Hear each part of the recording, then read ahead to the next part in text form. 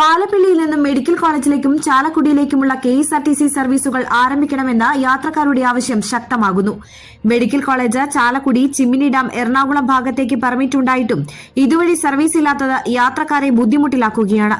Chimmini dam മുതൽ പാലപ്പിള്ളി വരെയും ചൊക്കന, കുണ്ടായി, കാരികുളം, ആനപ്പന്തം എന്നിവിടങ്ങളിലെ ആദിവാസി കോളനിയിലെ ജനങ്ങളും വേലുപ്പാടം, വരന്തരപ്പള്ളി, മറ്റ് സമീപ പ്രദേശം മുതൽ ആമ്പല്ലൂർ വരെയുള്ള ജനങ്ങളുമാണ് യാത്രാ ദുരിതത്തിലായത്.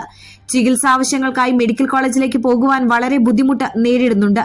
ഈ വഴിയിൽ KSRTC സർവീസ് നടത്തി ജനങ്ങളുടെ യാത്രാ ദുരിതത്തിന് അറുതി വരുത്താൻ നടപടി സ്വീകരിക്കണമെന്നാവശ്യപ്പെട്ട് ട്രാൻസ്പോർട്ട് കമ്മീഷണർക്ക് മനുഷ്യാവകാശ പ്രവർത്തകൻ സുരേഷ് ചെമ്മനാടൻ പരാതി നൽകി. ട്രാൻസ്പോർട്ട് ബസ്സുകളുണ്ടായിരുന്നു.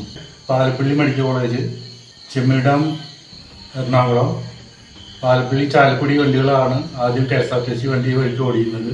ഇപ്പോൾ മെഡിക്കൽ കോളേജിലേക്ക് പോകണമെങ്കിൽ ജനങ്ങൾ വളരെ കഷ്ടത അനുഭവിക്കുകയാണ്.